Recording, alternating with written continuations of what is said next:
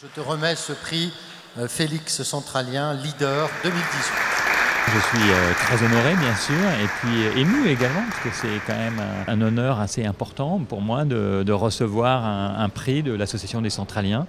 Le Central a joué bien sûr un rôle très important dans mon éducation, mais aussi après ça m'a permis de faire d'autres choses, d'entreprendre et de développer toute ma carrière. Business Object, c'est ma grande aventure entrepreneuriale.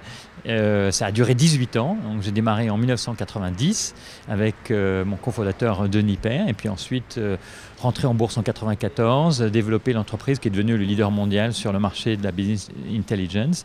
Donc 18 ans après, la société faisait 1,5 milliard de chiffre d'affaires et après une grande introduction en bourse donc en 1994, on a finalement vendu l'entreprise à SAP en 2008. Je suis très fier d'avoir pu créer cette entreprise et la développer et surtout d'en faire le numéro 1 mondial dans sa catégorie. Et c'est vrai que dans le monde des softwares, dans le monde du logiciel, il y a eu très peu d'entreprises françaises, à part Dassault Systèmes, qui aujourd'hui encore fonctionne très bien. Business Object était la grande société dans le logiciel d'entreprise.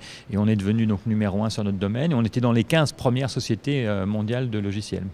Balderton Capital, c'est le leader européen dans le domaine du capital risque en early stage, donc pour financer les premières séries de financement pour les startups en technologie. On a maintenant à peu près 2,8 milliards, 2,9 milliards sous gestion avec Balderton. Aujourd'hui, l'Angleterre représente 40% des investissements de Balderton. On investit donc 60% sur le continent. Avec le Brexit, je pense que ça va continuer à être à peu près la même distribution parce que c'est vrai qu'aujourd'hui, l'Angleterre reste quand même un pays attractif pour les startups et est une plateforme de développement vers les États-Unis, mais l'Europe est en train, enfin l'Europe continentale et la France en particulier est en train de prendre un poids tout à fait intéressant.